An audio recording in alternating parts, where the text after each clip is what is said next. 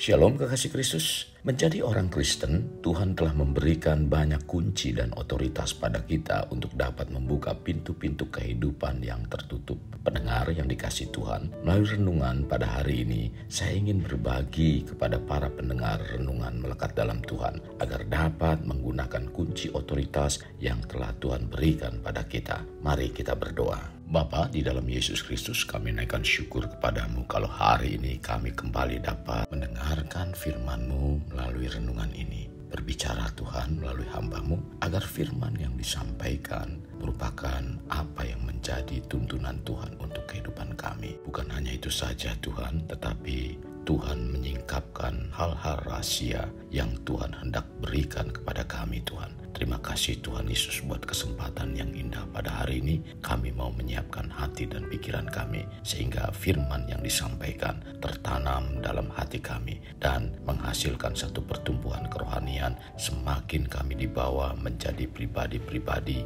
yang memiliki kedewasaan di dalam rohani kami. Bahkan bukan hanya itu saja Tuhan, melainkan kami juga dapat membuka pintu-pintu kehidupan yang tertutup. Terima kasih Tuhan Yesus. Ini doa dan permohonan kami dalam nama Tuhan Yesus Kristus kami berdoa. Amin.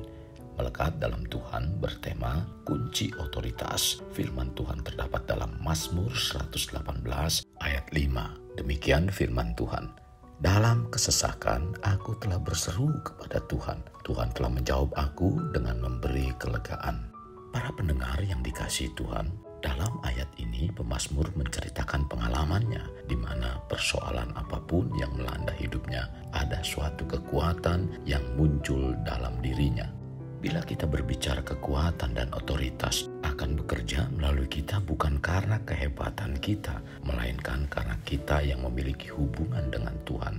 Karena kita percaya kepada Yesus, kita telah diberikan kunci otoritas dan kuasa karena kita adalah anak-anaknya. Dalam Markus 9 ayat 23 mengatakan, jawab Yesus, katamu jika engkau dapat, tidak ada yang mustahil bagi orang yang percaya.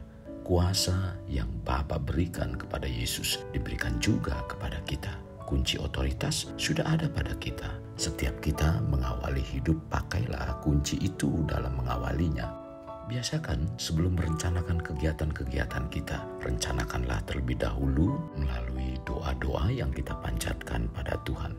Kita tidak perlu membandingkan doa kita dengan doa orang lain, karena doa bukanlah tentang siapa yang berdoa, tetapi kepada siapa kita berdoa.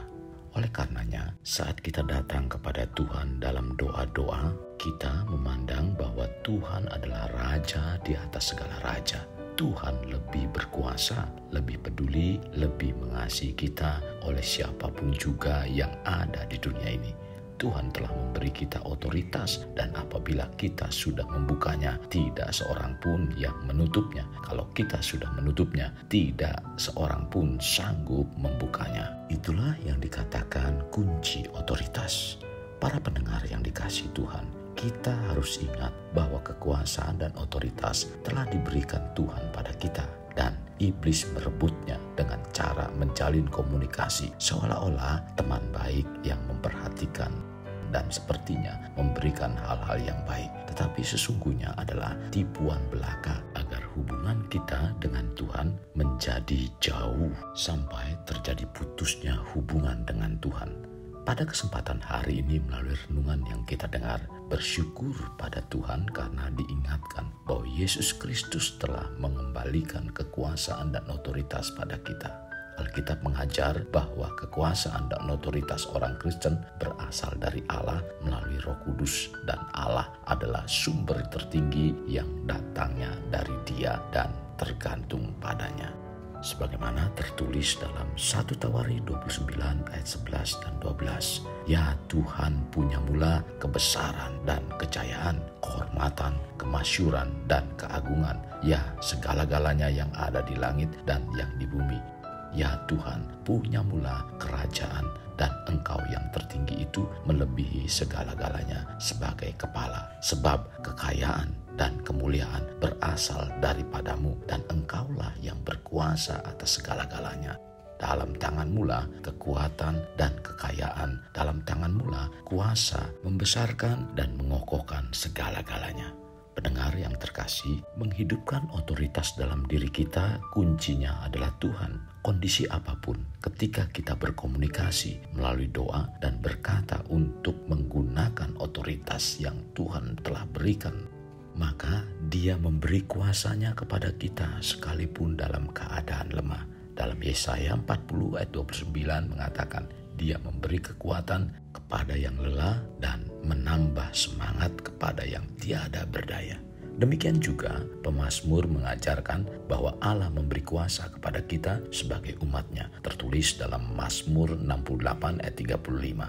Allah adalah dahsyat dari dalam tempat kudusnya, Allah Israel. Dia mengaruniakan kekuasaan dan kekuatan kepada umatnya. Terpujilah Allah. Pendengar, bukankah ini suatu kunci otoritas?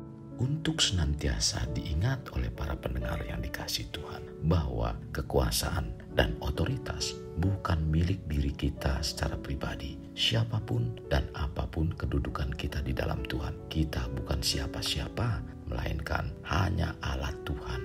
Pendengar, masih ingatkah kisah Rasul Petrus menyembuhkan orang lumpuh di bait Allah? Dan ketika orang lumpuh tersebut disembuhkan, Rasul Petrus menjelaskan kepada orang banyak, bukan dirinya yang menyembuhkan, melainkan Allah dalam Yesus Kristus. Tertulis dalam Kisah Para Rasul 3 ayat 12-16 dikatakan demikian. Petrus melihat orang banyak itu lalu berkata, "Hai orang Israel, mengapa kamu heran tentang kejadian itu? Dan mengapa kamu menatap kami seolah-olah kami membuat orang ini berjalan karena kuasa atau kesalehan kami sendiri? Allah Abraham, Ishak dan Yakub, Allah nenek moyang kita telah memuliakan hambanya, yaitu Yesus yang kamu serahkan dan tolak di depan Pilatus, walaupun Pilatus berpendapat bahwa ia harus dilepaskan. Tetapi kamu telah menolak yang kudus dan benar, serta menghendaki seorang pembunuh sebagai hadiahmu. Demikianlah ia, pemimpin kepada hiduplah kamu bunuh. Tetapi Allah telah membangkitkan dia di antara orang mati, dan tentang hal itu kami adalah saksi. Dan karena kepercayaan dalam nama Yesus, maka nama itu telah menguatkan orang yang kamu lihat dan kamu kenal ini. Dan kepercayaan itu telah memberi kesembuhan kepada orang ini di depan kamu semua." Kekasih Kristus, sekarang kita telah mengetahui kunci otoritas dalam kita. Dan mungkin pendengar yang dikasihi Tuhan percaya penuh akan kedahsyatan firman Tuhan. Tetapi bila kita tidak menjaga hidup yang dijalaninya dan tidak bertindak melakukan firman Tuhan, maka kekuasaan dan otoritas yang telah Tuhan berikan pada kita tidak akan bekerja. Sehubungan akan hal ini, Alkitab mengingatkan bagaimana kita mendapatkan kekuatan doa sebagai otoritas yang telah Tuhan berikan. Tertulis dalam Yakobus 5 ayat 16. Karena itu, hendaklah kamu saling mengaku dosamu dan saling mendoakan supaya kamu sembuh. Doa orang yang benar bila dengan yakin didoakan sangat besar kuasanya. Pendengar yang terkasih, kekuatan dan otoritas dari Tuhan merupakan anugerah dari Tuhan untuk melengkapi kita. Dalam 2 Petrus 1 ayat 3 mengatakan, karena kuasa ilahinya telah menganugerahkan kepada kita segala sesuatu yang berguna untuk hidup yang saleh oleh pengenalan kita akan Dia yang telah memanggil kita oleh kuasanya yang mulia dan ajaib. Kekasih Kristus, kunci kekuasaan dan otoritas yang diberikan Tuhan agar mata hati kita terang bahwa di dalam Yesus ada pengharapan karena Yesus ingin menunjukkan kekuatan kuasanya pada orang percaya. Kekasih Kristus, mari bawa hidup kita menjadi pribadi yang dapat memerdekakan orang dari belenggu kehidupan. Layaknya terang yang menerangi kegelapan. Karena itulah yang Tuhan inginkan pada kita sebagai warga kerajaan Allah. Mari kita berdoa. Tuhan Yesus, terima kasih buat firman Tuhan. Kami kembali menerima penyingkapan kebenaran firman-Mu, di mana kami menerima pengertian. Sesungguhnya kekuasaan dan otoritas Tuhan telah kembalikan kepada kami, sehingga kami memiliki kunci untuk melakukan apa yang Tuhan percayakan, dan kami harus bertanggung jawab di bumi ini. Tuhan, kami yakin dan percaya otoritas yang Tuhan berikan kepada kami agar kami dimampukan untuk menjalani kehidupan yang harus kami bertanggung jawabkan ketika di akhir hidup kami, Tuhan. Maka dari itu berikan otoritas untuk kami mampu menjalaninya agar kami mempertanggungjawabkan dengan baik. Terima kasih Tuhan buat firman-Mu pada hari ini. Kami mohon kekuatan dari Roh Kudus untuk memampukan kami menjalaninya. Terima kasih Tuhan Yesus, ini doa kami dalam nama Tuhan sekali berdoa. Amin. Pendengar yang dikasih Tuhan, mari kita akhiri dengan mengendahkan kedua tangan kita.